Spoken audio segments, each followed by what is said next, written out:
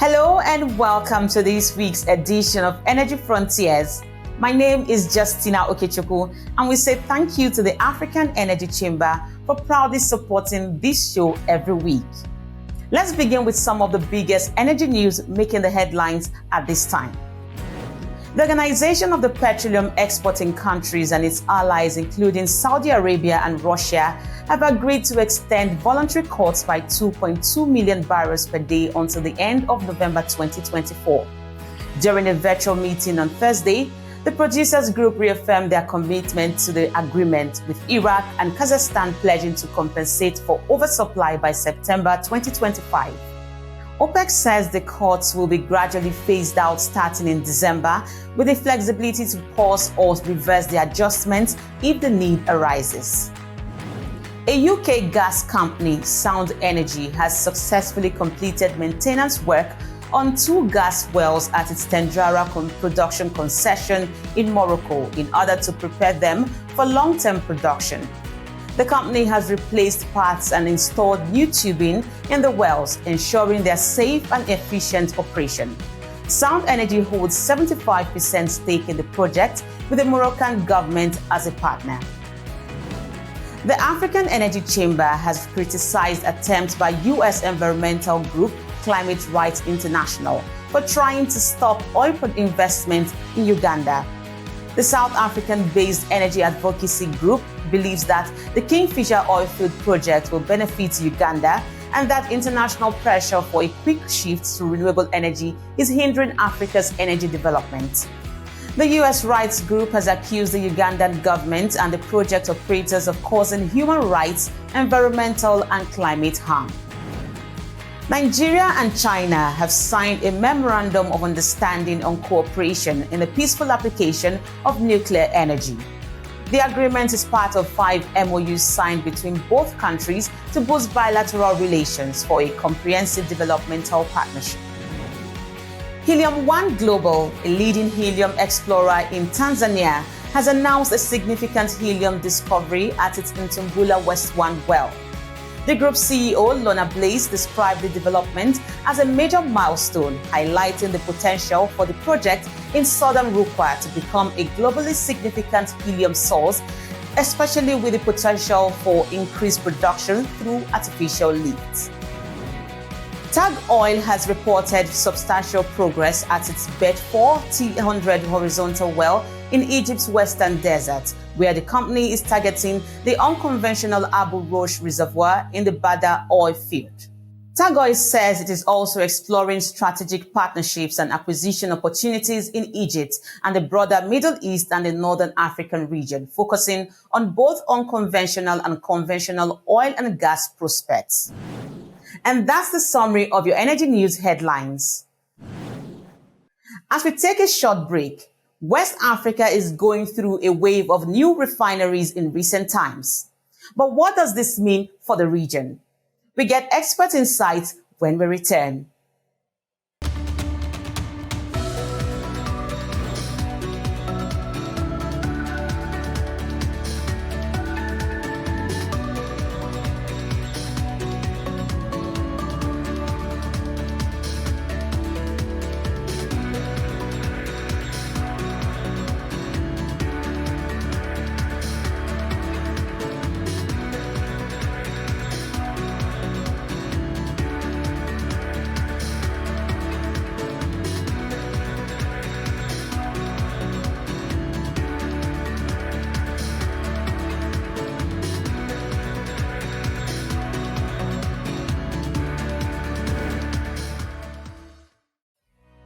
This is Energy Frontiers.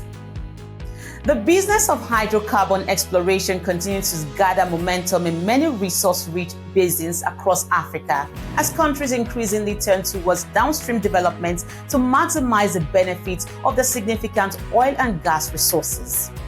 In West Africa, the region is witnessing a wave of new refinery projects in recent years, looking to increase domestic production capacity, reduce refined products imports, and strengthen socioeconomic development towards energy independence.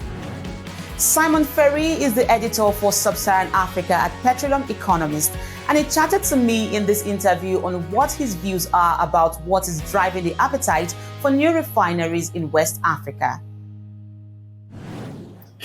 Sure. Well, I mean, speaking specifically about the Dangote refinery in Nigeria and maybe Sentuo in Ghana, one of the major new factors now is, there's a growing availability of alternative, shall we say, sources of finances other than traditional Western lenders. So with the Nigerian mega refinery, the Dangote group was able to secure large funds from domestic Nigerian banks, as well as funds from international lenders such as, South Africa's Standard Bank and so on. So we're really seeing the emergence of a much more robust financial sector in Africa itself, and one which is willing to invest in these huge and I would say much needed infrastructure developments. And then, specifically with Sentuo, of course, it's a Chinese-led development. So, that's part of the much wider, I'm sure your viewers are aware, wave of Chinese investment in Africa. Mm-hmm. We're seeing willingness by Beijing to finance and build large-scale projects, even if it's done through private intermediaries. Mm-hmm. And it's resulting in a very significant change in Africa's investment landscape. Historically, I think as many of your viewers will be aware, Western lenders have tended to back international oil companies and upstream developments, prioritizing crude oil and gas exports away from Africa, rather than, say, refining projects and things of that matter, which I think would, confer additional benefits for local people. And in the last few years, we've also seen many Western lenders shy away from oil and gas investments, they're fearful of negative publicity related to environmental concerns. I think another key factor in this growing wave of refining projects is there's, to my sense, growing awareness in Africa. We're seeing this amongst both governments and non-governmental organizations. I'm thinking here the African Energy Chamber, the African Refiners and Distributors Association, and so on. The continent really needs exactly these kind of infrastructure projects in order to develop and industrialize. The old, some might say neo-colonial trade patterns where we have African nations exporting raw materials to the West and then importing more expensive processed goods and products such as gasoline. That has to be broken in order for African countries to improve their trade balances and spur economic growth. And, I think it's clear that downstream developments, refineries specifically, will be critical in order to help African countries retain more of their natural wealth and, utilize those funds for internal development. Right. Now you've really touched on several factors there, but I wanted to ask, how does the race for more refineries in the region align with broader regional and global trends? I think it fits with a global pattern. We've seen rapid growth in refining capacity and also a shift away from, historic centers of refining, specifically Europe and the USA in the last few years. We've seen huge refinery expansions, especially in China and in the Middle East. We're seeing Gulf nations as we're seeing in Africa, looking to move beyond just a reliance on exporting, crude and gas, and instead looking to move into production and sale of products, and related industries such as petrochemicals. Saudi Arabia, we've had the Jazan refinery come online. Kuwait, there's Al Zour, and so on. Mm-hmm. So there really is this global wave of downstream development. And, at least on part of this, we're also, related to this, we're also seeing, at least in Europe, we've got increasingly stringent environmental targets, carbon reduction targets, and that's reducing the global competitiveness of some of the European refineries. It's also discouraging long-term investment. The sort of long-term investment that would be required to maintain Europe's current refining capacity. So, we're seeing a global shift to newer players, should we say, in the global refining sector. But we're also seeing a large expansion overall. Now, what are your views on increased competition for African crude oil to supply these refineries when they are fully on stream? For instance, Dangote just a few days ago said it was now open to pushing out gasoline. Now, what are your thoughts on that? I guess in part you're talking about, we've seen the apparent difficulties Dangote's had in sourcing Nigerian crude, for their own facility.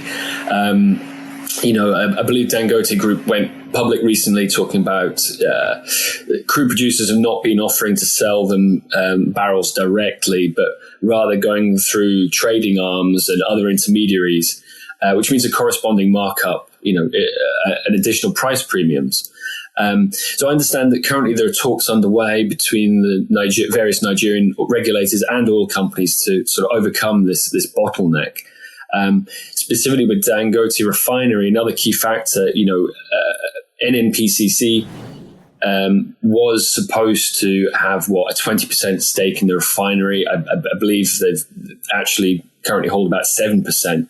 So we see, there's a reduction there in how many barrels the NNPC will provide to the refinery.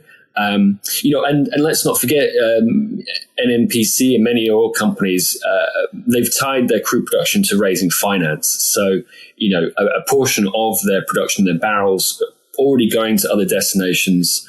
They've already got contracts locked in. So those barrels aren't really available for new projects such as the Dangote Refinery. I think that really highlights, how important it will be for future refinery projects. And of course, there are many, in the planning at the moment, how important it will be for them to be set up in such a way that the supply contracts are really firmly in place to secure that crude, rather than perhaps just being sort of implicitly promised for those sort of projects. When Energy Frontiers return, we bring you snippets from the inaugural edition of the Global African Hydrogen Summit just concluded in Namibia. We'll be right back.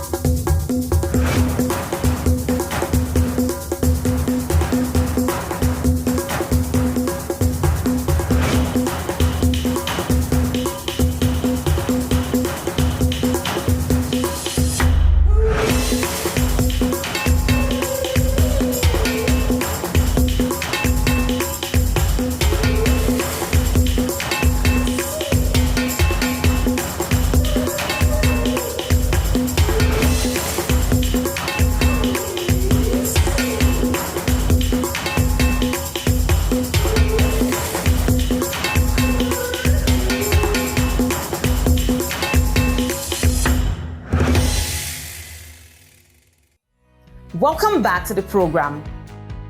Africa's hydrogen economy is on the rise, and despite challenges like the complex value chain around the energy resource, hydrogen offers a sustainable energy solution for many African economies.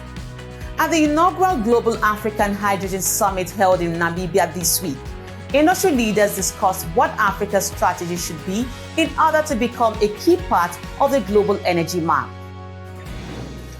There's no doubt in my own mind that there are tremendous opportunities in renewable energy. There are tremendous opportunities in the solar energy area, and there are great opportunities in the hydrogen area, which, if seized by your country, will transform the economic development for millions of your citizens. That is without a doubt. Leapfrogging is a strategy that can be very easily adopted. But I have to say at the same time that many other countries over the last 40 or 50 or 60 years have had similar opportunities. Some have succeeded, some have not succeeded.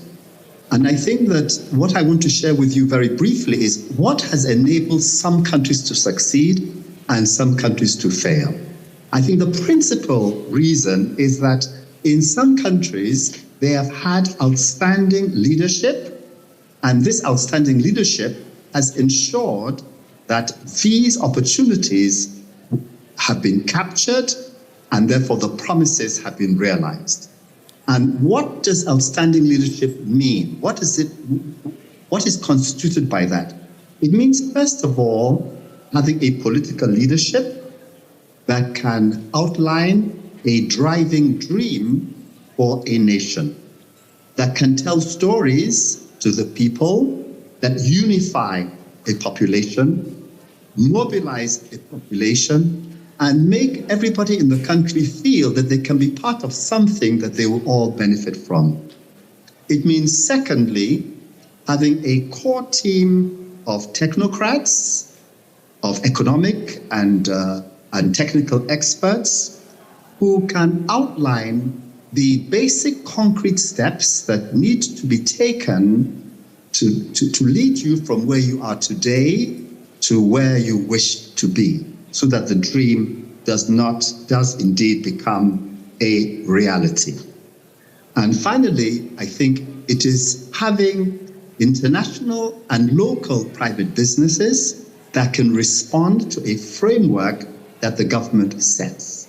And whilst Japan has led in that way, Japan itself has got a huge, part of its own energy security, has got a very huge demand for the products that Namibia will produce. The numbers are 3 million tons of ammonia alone by 2030 per year for Japan, and that leading up to 30 million tons of ammonia per year by 2050.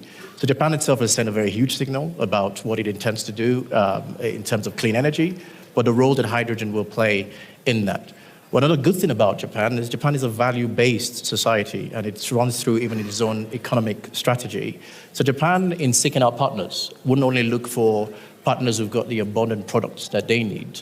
They will look for partners who share the same values as Japan, and I think Namibia is very well positioned in that particular space. Why Namibia? I think one of the first things you learn in investment banking is if you want to buy assets, you've got to look for assets that are undervalued. If you want to buy stock, you look for stocks that are down. You don't buy all stocks that are down, but you buy the stocks that are down that have a potential to rise. I believe that one of the most undervalued stock in our era is the African stock. And if you're a savvy investor, you look at the fundamentals, drill into Africa, into some particular countries on the continent, and as a savvy investor, you would find that there are countries in Africa that are undervalued, but as the world starts to recognize their potential, then your investment into that country's stock will rise. I believe that Namibia is one of those undervalued stock, and as an investor, is a good time to invest.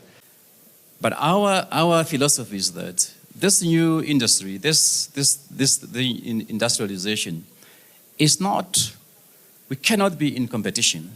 We don't need to be in competition. We can only be collaborators. And therefore, we see all the African countries that has got industrialization strategies, powered by, green energies. We see them as partners, collaborators. And as you also might be aware, we also do have an African alliance of all the countries, African countries that are busy developing green hydrogen. So we are part of that alliance, and we did form that alliance simply because we understand that we need to be collaborators. And if you take it further, we're talking about the industrialization of the African continent. And it makes sense, for example, say in Namibia and South Africa, Angola and Botswana, for example, it makes sense to say, why don't we start thinking about building a green hydrogen backbone infrastructure, for example. And if we do that as a regional efforts, it's probably going to yield much faster results than simply Namibia doing that. So we certainly do see African countries that are doing that, and through that alliance that we have got, we see that we only can do better and succeed better when we actually see ourselves as collaborations. And through that alliances, of course, we continue to learn lessons from each other, and also then start to see how we can start to trade amongst each other. And I think some of you, or of course all of us, are aware of the African Free Trade Agreement that we have got on the continent. That in itself also is going to be a vehicle, it's going to be a tool that can be used through some of these collaborations. We know that our industry will need 10 million tons of green hydrogen that we expect to produce in European Union. And then on top of that, we need to export another 10 million tons. What is happening right now in Europe? We have set a clear standards, what we regard as a green hydrogen, and that gives visibility for the investors. At this very moment in the European Union, by the end of 2024, we expect that we will have 0.8 gigawatts of electrolyzers operating by the end of this year. And just a couple of months ago, the final investment decision was made for the biggest European plant, electrolyzer plant, that will be 200 megawatts. So based on that, we decided that we need to cover the green premium to bring online more capacity. And we launched first European Hydrogen Bank call this year. It was clearly oversubscribed. So more than 120 applicants, we were able to provide support to the 7 most promising ones. But this is a promise that this year there will be another call under European Hydrogen Bank. And as you can hear right now at this very moment, there is great interest from European developers. Saying that, this Team Europe approach, we are also launching a clear platform to match-make international producers with our consumers, because as I started my comment, there is an obligation for our industry and transport to cover certain share of their energy consumption with green hydrogen, and the time frame is very short, by 2030. And finally, nominations for the upcoming African Energy Awards 2024 is officially closed. Winners will be announced during the Energy Conference event scheduled for November 4 to 8 in Cape Town, South Africa. Meanwhile, registrations are still ongoing for the main conference event. Leaders will leverage the summit platform as a means to attract more investment into Africa's hydrocarbon and energy industry. Be a part of the conversations that are shaping the continent's energy future. Hurry now and secure your spot. Visit the event website at www.aecweek.com to register. And that's how we wrap up this package of Energy Frontiers at this time. We appreciate you for making the time to watch the show each week. Remember to follow the show on Frontier Africa Reports website, like all the video editions, send in your comments, and subscribe to our YouTube. Kindly follow us as well across all our social media platforms as indicated. I am Justina Okechukwu, and it's bye for now.